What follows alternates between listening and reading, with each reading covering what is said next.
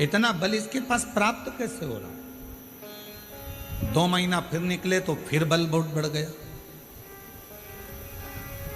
अब वो मायासुर क्या करता था ये कोई नहीं जान पाया। कहाँ जाकर तप करता था, साधना करता था, व्रत करता था, उपासना करता था, क्या करता था ये कोई नहीं जान पाया। कोई भी नहीं जान। अब आखिरी में देवऋषि नारद के पास में खबर गई। देवऋषि नारद से पूछा कि आप बताओ कि मायासुर कहाँ जाता। मायासुर को जानने के लिए नारद जी ने अपने गुप्तचर लगाए, स्वयं नारद जी जाते रहे पता करने के लिए कि मायासुर ना तो ब्रह्मा जी का भजन कर रहा है, ना भगवान शिव का भजन कर रहा है, ना भगवान विष्णु का भजन कर रहा है, ना इंद्र का भजन कर रहा है, ना किसी देवता का भजन कर रहा है। फिर इसके पास में इतना बल बढ़ कैसे,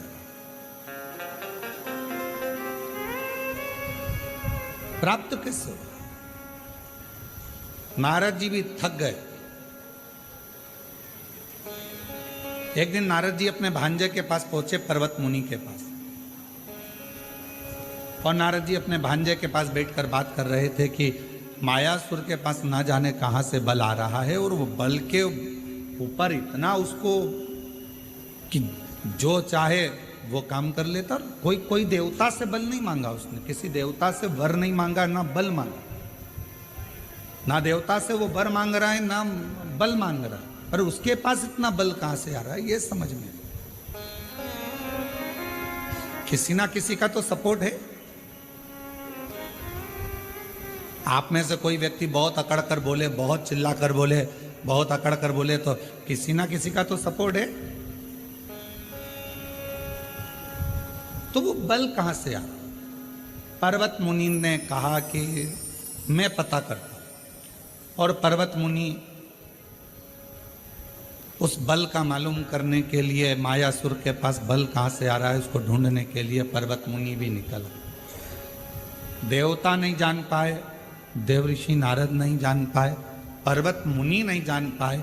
आखिरी में नारद जी गए तुमरुका जी के पास में, और जब कोई निर्णय ना निकले, व्यक्ति हर तरह से हताश हो जाए, तब वो शिव महापुराण की कथा में जाकर बैठ जाए तो मालूम पड़ता है कि बल कहां से।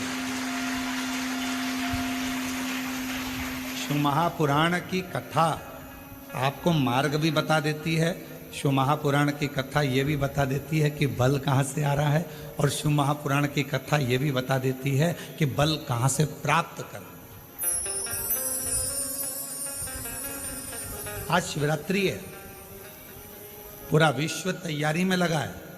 शाम को 7 बजे से 8 बजे तक ऑनलाइन भगवान शंकर के अभिषेक की, शिव जी को अभिषेक करना।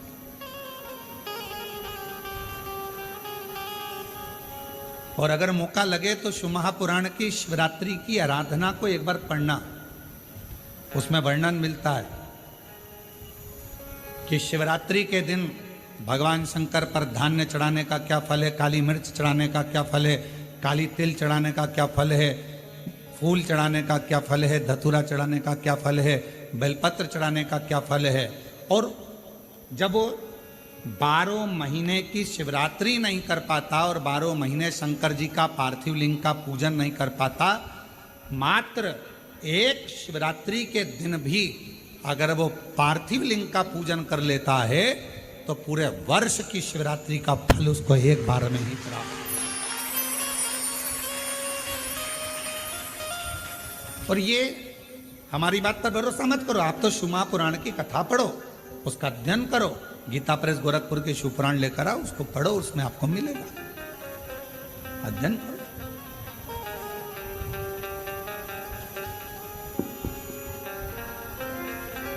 और जितने पार्थिव शिवलिंग का निर्माण करने वाले हैं, काबरा जी हम हमेशा कहते हैं अपनी बात में, जितने ने पार्थिव लिंग का निर्माण करा है, सावन के शिवरात्रि के दिन ऑनलाइन बैठकर अपने अपने घरों में परिवार के साथ मिलकर जिन्होंने पार्थिव लिंग का निर्माण करा, यह हमारा विश्वास कहता है, जब से आपने पार्थिव लिंग का निर्माण करना प्रारंभ करा होगा सावन की शिवरात्रि का, तब से आपको किसी के आगे हाथ फैलाने की जरूरत नहीं पड़ी होगी, बाबा ने खुद किया।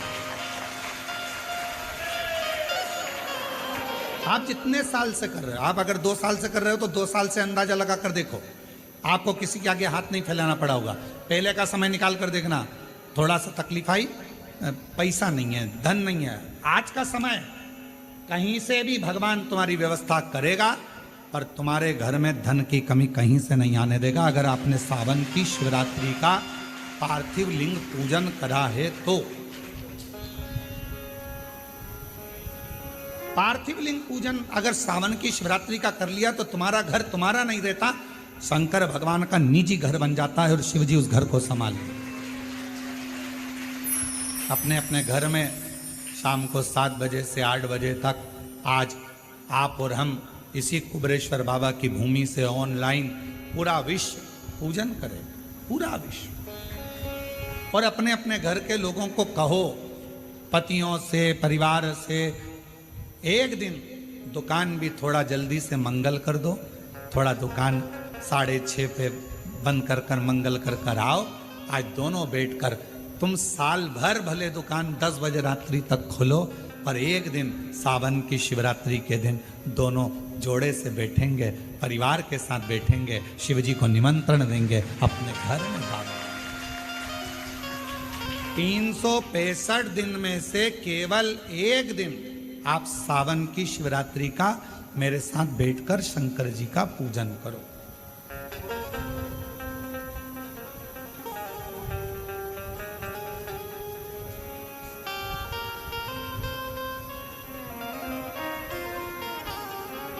शिव संभाले। और फिर कहते हैं, जिन जिन ने पार्थिव लिंग का पूजन पूर्व में करा है उसको किसी के आगे हाथ फैलाने की जरूरत नहीं पड़ी।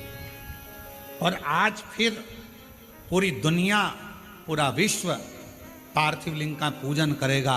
और अगले साल तक तुम भी अंदाजा लगा कर देखना कि तुम्हारे को किसी के आगे हाथ नहीं फैलाना पड़ेगा।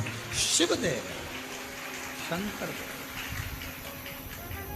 बस उसको विश्वास के साथ में भजो, उसको भरोसे के साथ में भजो। और जब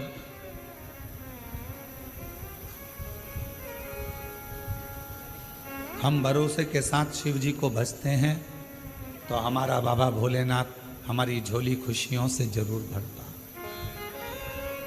और तुम आना भोले बाबा मेरे मकान में, तेरा डमरू डम डम बाजे सारे जहां। आज बाबा से कहना, तुम आज मेरे घर में रहना। मेरे घर में जितना दुख है, तकलीफ है, कष्ट है, बीमारी है, जो जो परेशानी है, आज मैं जब पार्थिव लिंग का पूजन करूं, पार्थिव लिंग का निर्माण करूं और ऑनलाइन साथ में बैठकर भगवान की भक्ति करूं, भगवान का भजन करूं। भले मोबाइल को चालू कर कर, टीवी को चालू कर कर, वॉल्यूम तेज। आज टीवी की आवाज इतनी तेज कर दो कि आसपास के मोहल्ले में भी तुम्हारे घर की आवाज जाए। बाहर से भी कोई निकल रहा हो तो उसके कानों में शंकर के मंत्र पहुंचे और शिव उस पर कृपा। बैठो, घर का माहौल ऐसा कर दो कि आज ऐसा लग रहा है कि हमारे घर में कोई आ रहा है।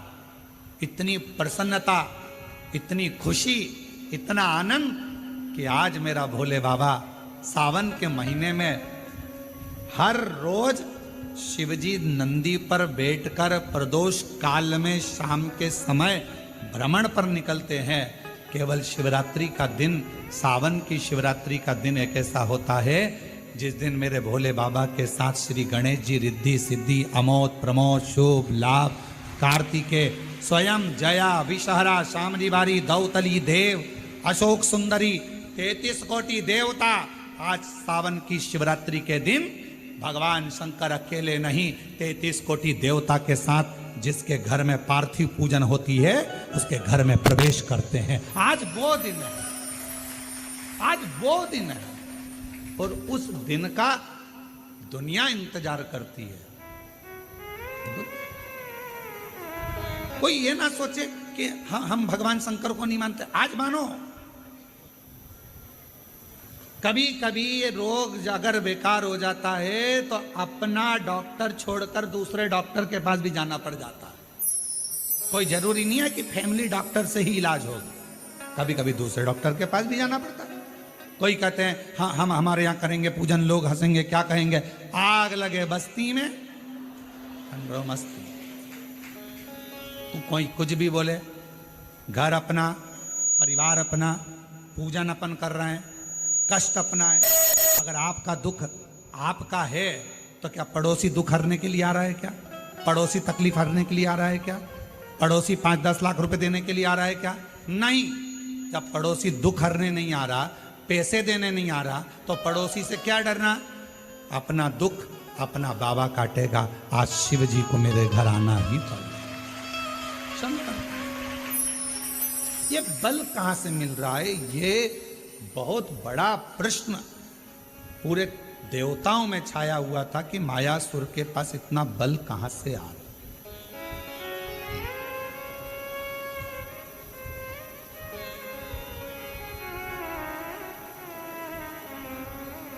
और गुप्ता बहन जी, कल आप नहीं आई थी तो आपकी बेटी है, तो हमने उनसे कहा था क्यों नहीं आई, तो कहा थोड़ा स्वास्थ्य नरम गरम चल रहा है। तो हमने कहा उनसे कहना कि कथा में आएंगी तो बल अपने आप मिल जाएगा, चिंता ना करें।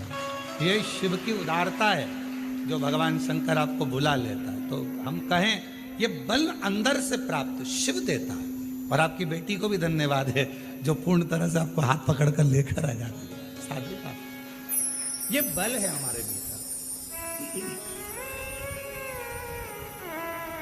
अब मायासुर के पास इतना बल कहां से आ रहा है? कौन दे रहा है? तब देव ऋषि नारद को लगा कि मैं जाकर मालूम करूं कि इतना बल कहां से आया। कहां से? नारद जी को मालूम नहीं पड़ा, पर्वत मुनि को मालूम नहीं पड़ा, 33 कोटि देवता ने सब आपस में बात करी, क्या तुमने वर दिया, तुमने वर दिया, तुमने वर दिया? नहीं, हमने नहीं दिया, हमने वर नहीं दिया। क्या तुमने बल दिया? नहीं। अच्छा बोलो, ईमानदारी से बताओ, तुम्हारा बेटा बाजार में जाकर 10 रुपए की फुल्की खा रहा है और किसी ने आकर तुमको बता दिया कि इसने 10 रुपए की फुल्की, चाट, पानी पतासा, गोलगप्पा, चाउमीन, बर्गर 10 रुपए का खाया। वो घर आया, तुमने पूछा कि नहीं पूछा, क्यों रे 10 रुपए कहां से आए थे? मैंने तो तुझे दिए नहीं।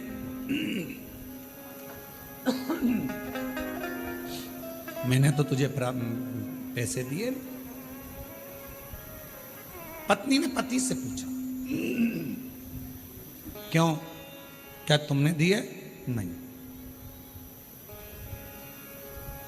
क्यों बड़ी भाभी, आपने 10 रुपए दिए क्या? नहीं। जीजी आपने? नहीं। देवर जी आपने? नहीं। जेठ जी? नहीं। पर बिना 10 रुपए के तो ये गोलगप्पा नहीं खा सकता। अब 10 रुपए इसके पास आए कहां से? मतलब कहीं ना कहीं से 10 रुपया तो मिला है। मायासुर के पास में इतना बल कहीं ना कहीं से तो आ रहा है। ना इंद्र ने दिया, ना भगवान ब्रह्मा जी ने दिया, ना विष्णु जी ने दिया, ना शिव जी ने दिया, ना देवी ने दिया, ना देवता ने दिया, ना गणेश जी ने दिया, ना 33 कोटि देवता ने दिया। फिर ये बल आया कहां से? आया तो है, कहीं ना कहीं से तो प्राप्त हुआ। कहां से आया? बेटे के पीछे मां लग गई, 10 रुपए आए कहां से? आए कहां से? 10 रुपए आए कहां से? 5 दिन, 10 दिन, 15 दिन, 20 दिन, 1 महीना, 2 महीना छुपती।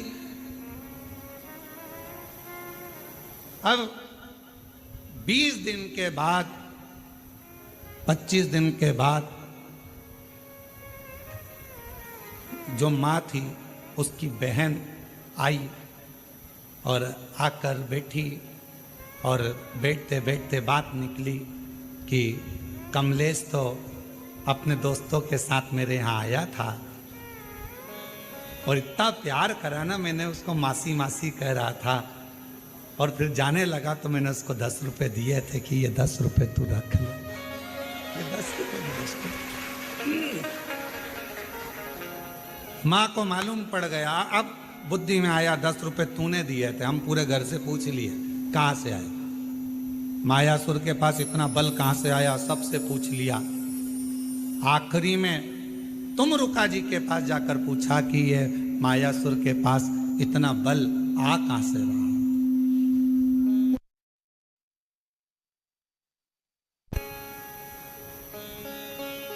ये मायासुर के पास इतना बल आ कहां से।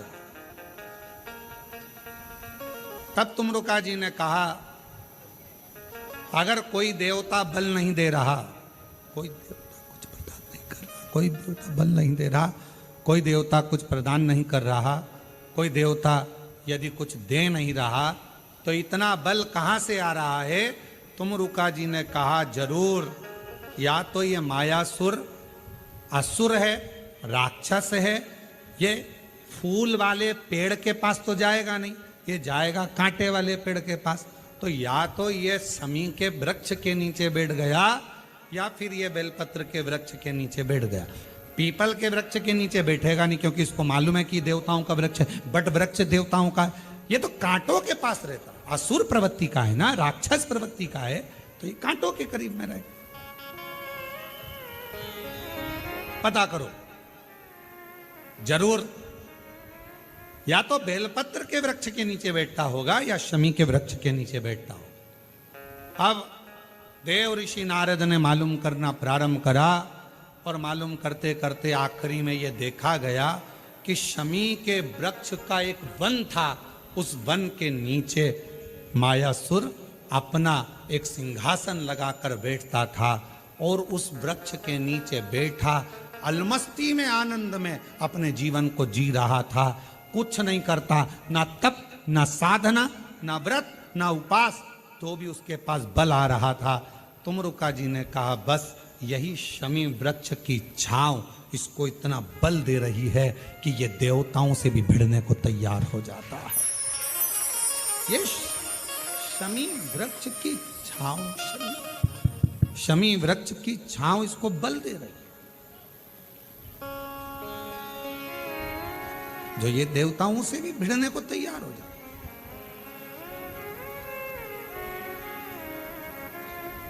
गणेश पुराण में आता है कि शमी वृक्ष की पत्ती को जब कोई नारी, पुरुष, बच्चा, बूढ़ा, जवान उस शमी के पत्ते को बेलपत्र के साथ लेकर जब शिवालय तक जाता है,